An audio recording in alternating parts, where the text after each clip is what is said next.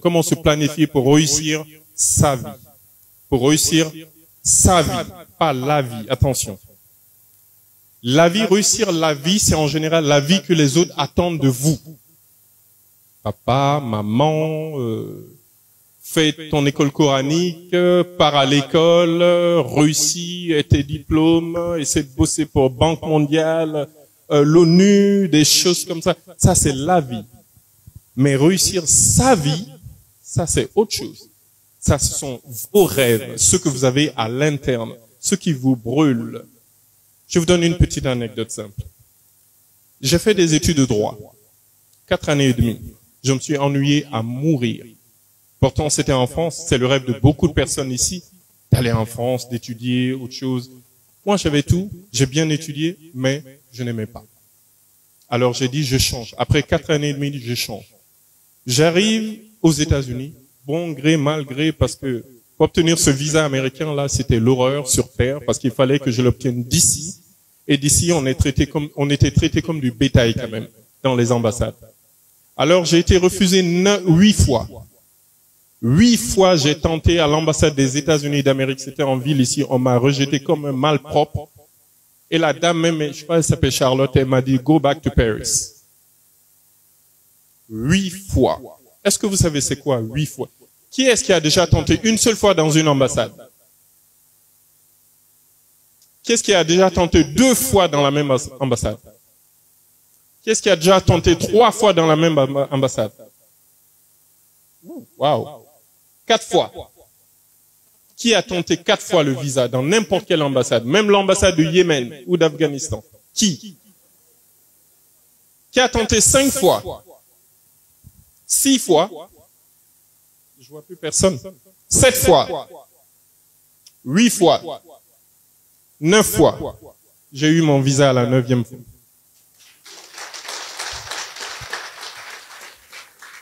Parce que j'avais ce truc dans mon cœur, il faut que je réussisse. Je ne veux plus vivre en France. Je suis en Guinée.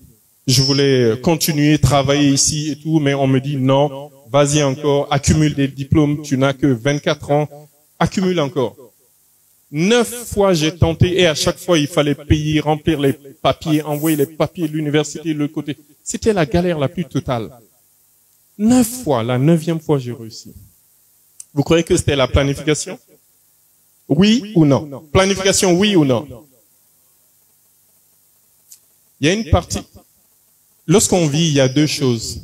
Il y a ce qu'on planifie soi-même, il y a ce que Dieu planifie pour vous. Moi, je crois bien que j'avais planifié un peu toute la galère. Je me suis dit, peu importe la galère, je vais continuer ça, j'avais planifié ça. À survivre n'importe quelle galère. C'est lorsque, par exemple, un pays vous envahit, vous êtes en guerre et vous voyez que vous n'avez plus aucune issue, toutes les frontières sont fermées. Et vous avez de quoi vous défendre. Vous allez aller par la force, vous allez aller comme un héros et vous défendre. C'était comme ça. Je savais que je n'avais aucune issue, sauf d'obtenir ce visa. Donc j'ai planifié la souffrance. Et donc pour moi, c'était facile. Parce que je me suis pas dit ça va être facile au départ. Je me suis dit, il y a beaucoup de galères dedans, donc je me prépare. Ça, c'est un petit bout de planification aussi. Planifiez toujours la souffrance aussi. Ne planifiez pas que le succès. La plupart d'entre vous se disent, ouais, je vais me lancer dans ce business, ça va réussir, je vais avoir 100 millions, 200 millions. Vous planifiez que le bon gombo, vous planifiez que le miel, que le sucre, mais vous ne planifiez jamais la souffrance, la galère qu'il y a derrière. Les larmes, le sang, la sueur, vous ne planifiez jamais cela. Moi, j'avais planifié que ça allait être costaud, presque impossible, mais j'allais continuer. L'autre côté aussi, c'est ce que Dieu planifie pour vous. Vous pouvez vous dire que je vais devenir ça. Peut-être en passant par là pour obtenir ce que vous voulez, quelqu'un d'autre va venir vous ramasser dans une autre direction. C'est ce qu'on appelle les plans de Dieu aussi. Mais il faut toujours d'abord avoir ses propres plans pour que Dieu aussi t'assiste dans tes plans ou bien te donne meilleur que ça. Donc, j'ai pu aller aux États-Unis. J'arrive là-bas. J'ai planifié dans ma tête, peu importe ce qui arrive, tu vas galérer, mais tu vas y réussir. Tu vas réussir. Tu n'as pas intérêt, c'est-à-dire, failure is not an option. L'échec n'est pas une option pour toi. Tu dois y aller, peu importe. Je quitte ici, villa climatisée, 4x4, domestique, machin, autre chose. Normalement, quand tu arrives au stage, tu dis, allez, je vais bosser au Pentagone, des trucs. Non, je me suis pas dit ça dans la tête. Je me suis dit, je planifie encore une autre souffrance pour réussir. Quelle souffrance? Commence par le bas. J'ai pas essayé de commencer par le haut. Mon premier boulot, j'étais vendeur d'assiettes, vendeur d'aspirateurs, vendeur de valises. Oh, je peux vous reconnaître n'importe quelle qualité de valise, vous décrire si ça va se casser ou pas. Je suis expert dedans. Ça, c'était mon premier boulot. Un jour, je dis ça à mon ex, qui était maintenant ici en Guinée. Je dis, elle dit, tes parents m'ont dit que t'es un très bon vendeur d'aspirateurs. Et puis, elle s'est moquée de moi. Elle a dit, toi, tes costumes Yves Saint Laurent de Paris, là, tu te sens comment maintenant à vendre des aspirateurs? J'ai dit, ouais, c'est pas grave, mais j'ai un plan dans ma tête. Mon plan, c'était de rentrer en Amérique par la petite porte, de vraiment comprendre ce pays-là, de comprendre ce qui marche, ce qui marche pas, surtout d'apprendre la langue. Parce qu'avec ce petit boulot-là, vous avez tellement de clients par jour, ceux qui vendent des assiettes, des aspirateurs, vous avez beaucoup de clients, ok? Passant des trucs un peu bas de gamme. Donc, vous arrivez à communiquer. La première fois qu'on m'a parlé, le gars a dit, how much is this? Je fais, yes. Il me regarde bizarrement, il fait, no, how much is this? Je fais, no. Je me rappelle encore du visage de ce gars-là. Il était là, c'est fermé, il regarde mon collègue, il fait, is he stupid? Après, mon collègue a dit, no, sir, this one is just $150 and blah, blah, blah, blah. Il a fait tout. Après, j'ai dit au gars là, c'était un gars qui venait du Bangladesh, j'ai dit, Mohamed, thank you. Mohamed fait, never be sorry for your accent. Ne sois jamais désolé à cause de ton accent et ne dis jamais pardon à quelqu'un parce que t'as pas compris. C'est à lui de t'expliquer plus lentement. Garde ta dignité, sois toujours comme tu es. Le gars m'a beaucoup aidé. Donc, avec eux, mes collègues, tout ça, eux aussi, ils parlaient à peine anglais, hein. C'est plus tard, j'ai compris que leur anglais, eux aussi, c'était limite. Mais au moins, ils m'ont appris, les clients m'ont appris, c'est quoi le nom de ce produit. Dans le magasin, il y avait des millions de produits. J'ai appris les noms. Comme lorsque vous prenez Mamadou et Bineta, ça s'appelle l'âne, ça, le cheval, ça. C'est comme ça que j'ai appris. Donc, j'avais déjà planifié la souffrance dans ma tête. Tu vas galérer, mais tu vas réussir plus tard. Donc, j'ai fait ces petits boulots. J'ai appris l'anglais par ça. En classe d'anglais à l'université, j'étais le premier. Pourquoi? Parce que moi, mon vocabulaire s'enrichissait chaque jour, dans la journée. Tout ce que je faisais le soir quand j'allais à la fac, c'était beaucoup plus riche. Donc, j'ai pu, au bout de 3 mois, parler anglais. Ça sortait comme si c'était ça sortait naturellement. L'accent n'était pas, mais ça va, ça sortait. J'ai aussi planifié autre chose à l'université. En Amérique, normalement, partout dans le monde, du mois de juin jusqu'à fin août, c'est les grandes vacances. Mais l'Amérique te permet de continuer tes études encore. Il y a peu d'étudiants à l'université, mais tu peux continuer. Il y a des profs qui donnent encore des cours. Tu peux aussi avoir des crédits, comme on dit. On te dit 16 matières pour finir ton cursus. 16. J'ai dit, je prends pas de vacances. Je suis resté en Amérique 7 ans sans venir en Guinée en vacances. Vous savez pourquoi? Parce que j'avais planifié que mon but, c'était de réussir. Donc, les grandes vacances, je les prenais jamais. Et là même, je prenais des matières en double parce qu'il y avait beaucoup de classes libres, beaucoup d'espace, de places libres. Et tenez-vous bien, des études de 4 ans, je les ai finies en 2 ans.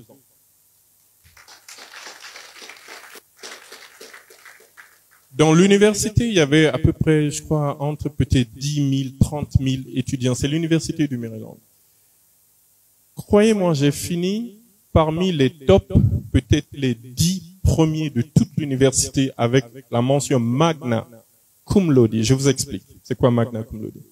Lorsque vous êtes cum laude, ça veut dire que vous avez une moyenne entre 15 jusqu'à 17. Lorsque vous avez magna cum laude, c'est que vous avez une moyenne du début de la première année jusqu'à la fin. Entre presque 17,5 jusqu'à 19,99. Et donc, j'ai gradué, comme on dit là-bas, avec magna cum laude. On n'était que 8 sur plus de 10 000 étudiants.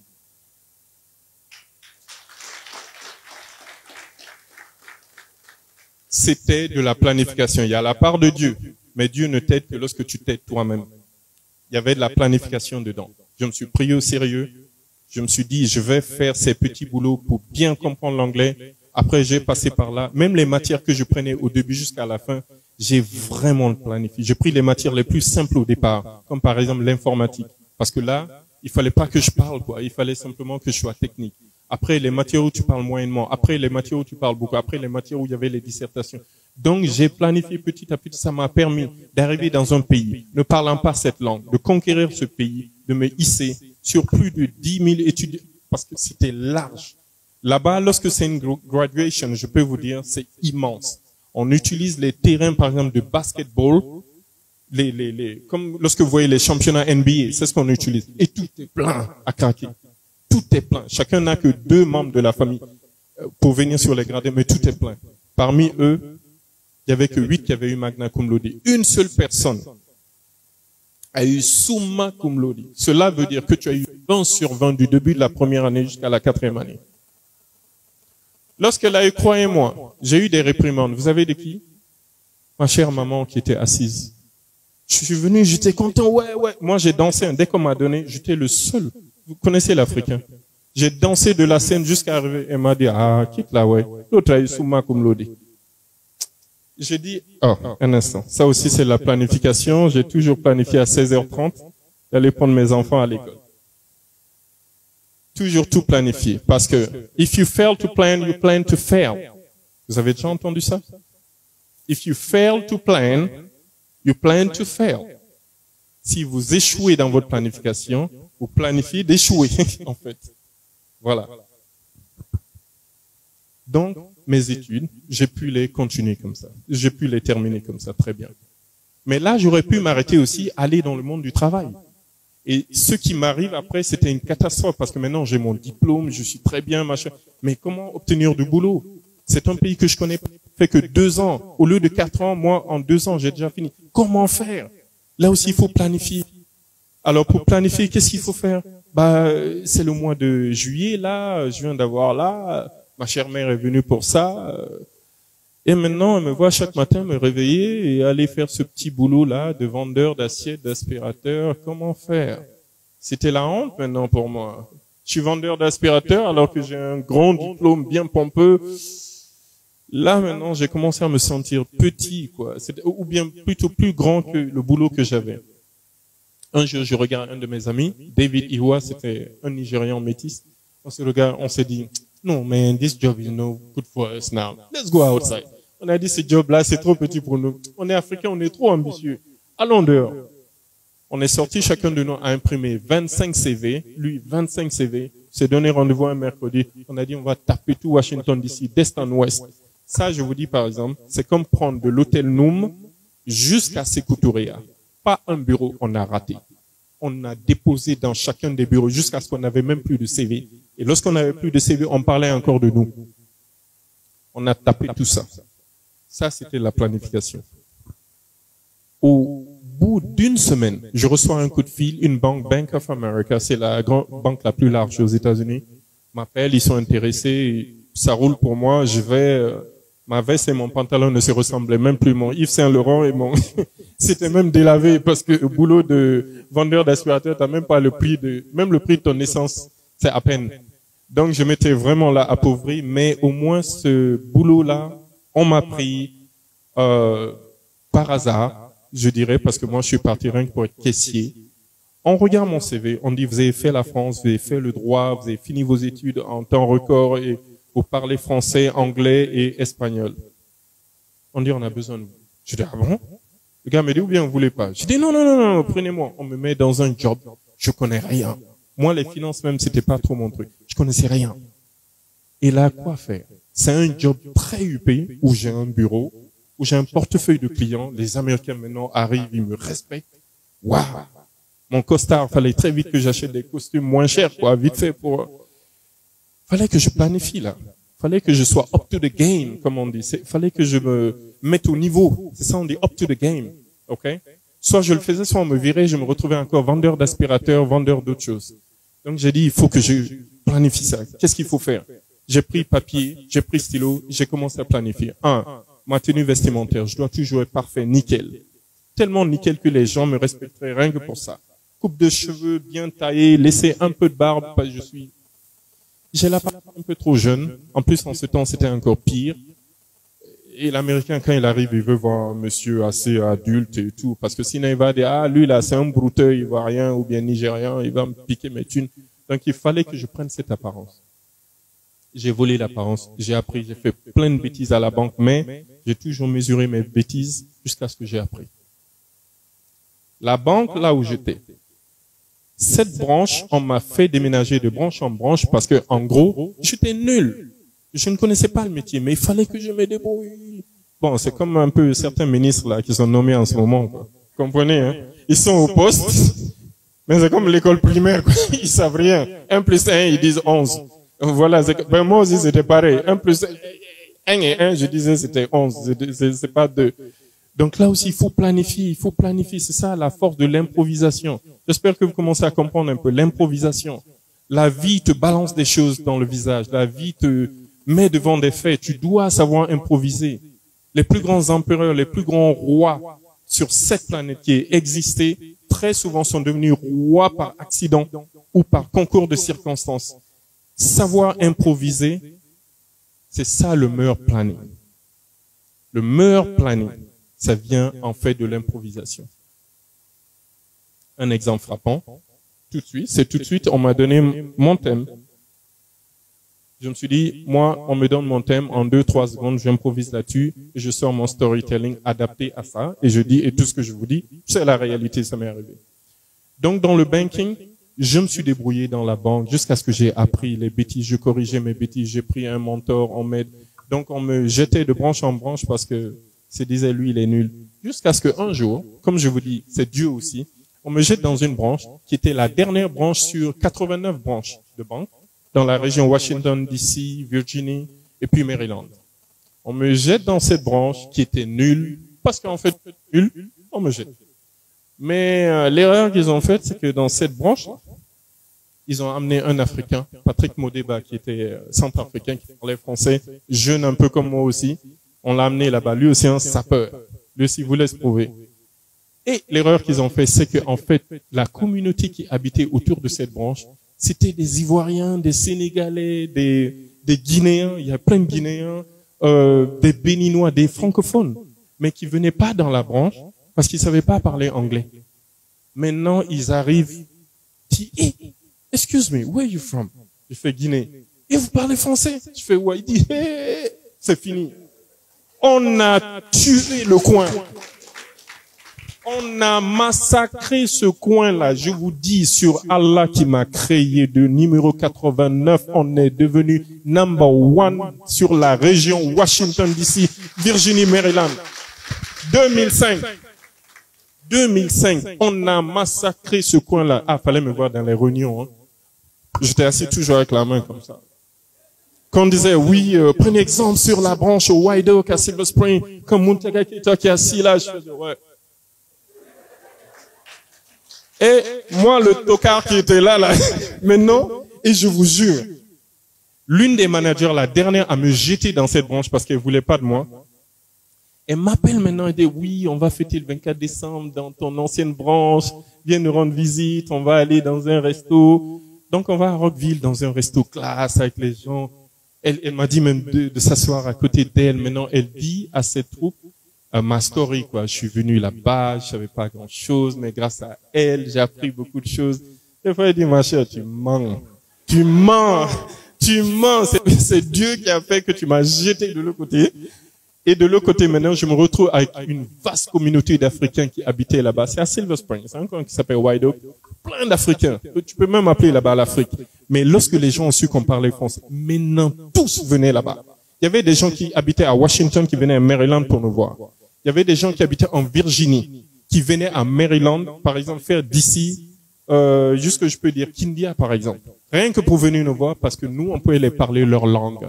On pouvait les expliquer, les petits micmacs de la banque, les micmacs légaux, hein. On pouvait les expliquer aussi les pièges où ne pas tomber. Par exemple, il y a une dame qui vient, elle venait de France. Au bout de 6 mois, normalement, tu dois faire plein d'années aux États-Unis pour pouvoir acheter une maison. Moi, elle est venue 6 mois, tac, j'ai tapé le truc qu'elle avait dit là. Elle avait sa maison. Elle n'arrivait pas à croire. Le rêve américain, au bout de 6 mois arrivé, elle avait sa propre maison à elle. parce que moi, je connaissais exactement comment faire dans la banque légalement jusqu'à obtenir. Mais lorsque les Africains venaient voir les Américains les prenaient de haut. Vous comprenez? Les prenaient d'en haut. Et moi, c'est l'inverse. Vu que j'ai vendu des assiettes, le truc là, ça m'a permis d'être tellement humble. Donc quand les gens venaient, je pouvais les parler leur langue. Ils me disaient, ah, par exemple, je travaille avec des comment on dit ça? Avec des gens où je lave les fesses des blancs, je suis infirmière de maison, mon frère. Moi aussi, récemment, je vendais des assiettes. Donc, les gens, quand ils voient que vous êtes pareil, ils ont beaucoup plus confiance en vous. C'est ça, on dit, you have to relate to your customer, to your audience. Relate, ça veut dire que tu dois créer une liaison une connexion entre.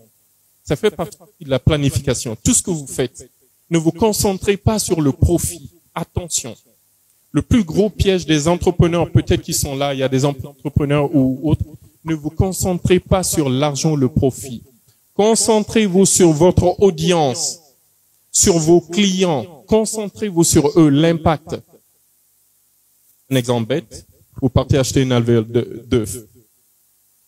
Vos œufs, vous arrivez à la maison, les œufs sont pourris. Vous revenez 3 jours après voir le vendeur, ouais, tu m'as vendu des œufs pourris. Un mauvais vendeur dira, ah, moi, je suis désolé, hein, moi, je n'ai que, un jour de garantie, tu n'as pas envoyé ça. Donc, ça, c'est le plus mauvais des vendeurs. Moi, ce serait moi, par exemple. Le monsieur vient. Je prends une alvéole toute neuve, je vous donne. Je prends encore une demi-alvéole, je vous donne. Je dis, vous m'excusez pour ça. C'est de ma faute. Je prends l'entière responsabilité. Et la prochaine fois, voici mon numéro. Vous pouvez m'appeler de chez vous pour que je vous envoie un truc. C'est-à-dire, concentrez-vous sur votre audience.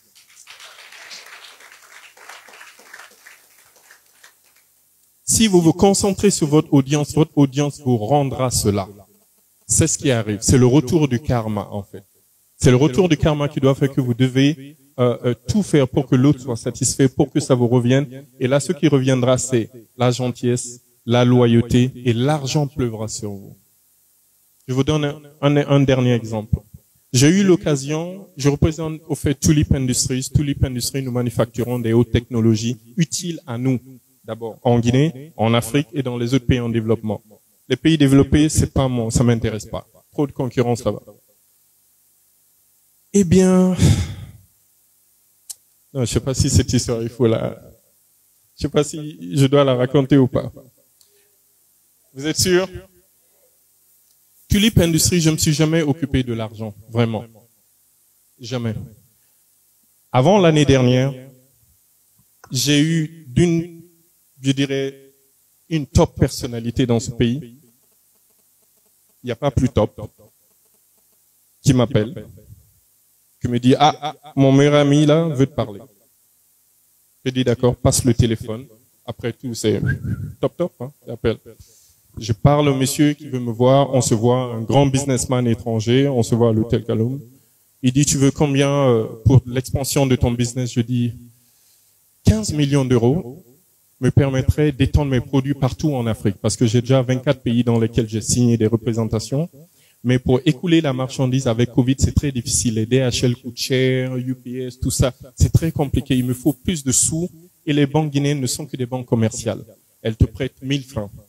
Te prêter $1 million, elles ne le feront pas. Donc, 15 millions, j'occupe ça. Profit, je peux vous dire, on va produire plus de 100 millions dans l'année de profit. Donc, vous allez récupérer. Il dit non, c'est pas assez. Il dit on a 120 millions d'euros pour toi. Je dis n'oubliez pas, j'ai été banquier dans le passé. On ne donne pas l'argent gratuitement. Ça aussi, c'est planification. J'ai 120 millions d'euros. On a 120 millions d'euros pour toi. Je dis d'accord. Quelle est la condition? Il dit bon, voilà le plan. On va aller en Italie.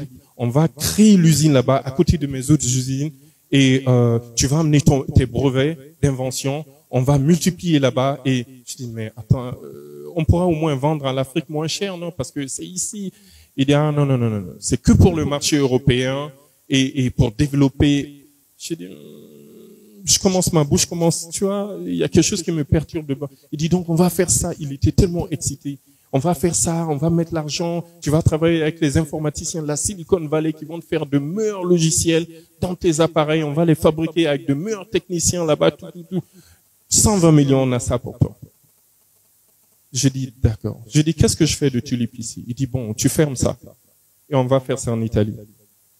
Qui ici aurait dit non? Qui aurait dit non? Levez la main. Qui aurait dit non à 120 millions d'euros? On ne parle pas de francs guinéens, hein, d'euros. Qui aurait dit non? Je vous aurais dit non? Croyez-moi, vu que celui qui m'a envoyé ce monsieur, écoutez, vu que celui qui m'a envoyé le monsieur, c'est l'autorité là-haut, si je dis non, on me coupe la tête. Si je dis oui, je me fais couper la tête plus tard. Parce que j'ai la double nationalité aussi, US là-bas, FBI, c'est vite fait, tu arrives en vacances, on dit, hey, suivez-nous dans la salle là. Et tu es foutu 15 ans, 20 ans. Tu es en prison parce qu'on dira c'est l'argent corruption. Donc j'ai commencé directement à flipper. Personne ne te donne de l'argent sans avoir fait des enquêtes. Il n'a pas fait d'enquête, mais il est prêt à mettre 120 millions. Je me suis dit, c'est pas de l'argent clean. Non. Dès que j'ai quitté là-bas, je parle à mon premier conseiller qui est mon père. Votre meilleur conseiller, en fait, c'est votre père, votre mère. Hein. Le reste, bon, j'ai ma femme aussi, un bras droit. Elle est dans la salle.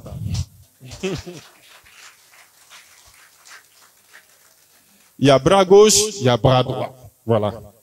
Donc, dès qu'on a parlé dans la voiture avec le vieux, il dit, c'est douteux. J'ai dit, non. Il dit, il me regarde lui aussi, il sourit. Il dit, non, on passe ça. Le fait de ne pas produire mes produits pour mes frères guinéens, mes sœurs guinéennes ici, ou africains, mes frères et sœurs africains, déjà, dans ma tête, c'était non. Je m'en fous, moi, de l'autre côté. C'est là qui m'intéresse. Donc, l'argent, j'ai mis ça de côté. Le fait de me donner cet argent aussi facilement que ça, sans me donner le temps de planifier les choses, eux-mêmes, peut-être qu'eux, ils avaient planifié autre chose. Je me suis dit, c'est douteux, je ne prends pas n'importe quel argent. Malgré la pauvreté de ma société, je préfère être pauvre, digne, que de prendre cet argent. Parce qu'aujourd'hui, si j'avais pris cet argent, je vous parle 100%, je serais avec Krief. Et je vous parie que cet argent venait d'ici. Vous comprenez? J'ai dit non. Aujourd'hui, j'ai la vie sauve. Je respire tranquillement. J'ai pas tous ces millions d'euros. D'accord? Mais je respire tranquillement. Quand je dors avec sourire. Même s'il y a galère quelquefois. Avec sourire. Parce que j'ai planifié dans ma tête. Il y a des choses que je ferai. Il y a des choses que je ferai jamais. Mon objectif, c'est mon audience. Tout ce que je planifie, c'est pour mon audience. Donc, if you fail to plan, si vous échouez dans la planification, you plan to fail. Ce que vous avez planifié, de rater et d'échouer. Donc, ce que je vous dirais, voici mon takeaway, c'est-à-dire la chute. Planifiez vos stratégies. Les stratégies, c'est ce que vous avez à long terme. L'objectif final, je veux quitter la ville, arriver chez moi à Kipé. La stratégie, c'est d'arriver à Kipé. Les tactiques, c'est est-ce que je vais utiliser une moto, à pied, en voiture, je vais voler un oiseau, un drone, peu importe. Donc, l'objectif étant là-bas, planifier cela de façon comme du titane, comme de l'acier inoxydable. Mais les techniques, comment y arriver, soyez hyper flexibles. Donc, il y a une partie très rigide, c'est la stratégie. Une fois qu'elle est claire, précise, mesurable, foncez. Maintenant, comment y arriver? Les tactiques, changez-les à chaque fois qu'il faut. L'art de la guerre de Sun Tzu, plus de 4000 ans. Il dit, soyez l'eau. Et je vous laisse avec cette phrase. Soyez l'eau. Parce que lorsque vous mettez l'eau dans un verre, l'eau devient vert. Lorsque vous versez l'eau par terre, elle disparaît. Lorsque vous solidifiez l'eau, ça devient comme une roche, vous pouvez tuer quelqu'un avec. L'eau s'adapte à tout. Merci.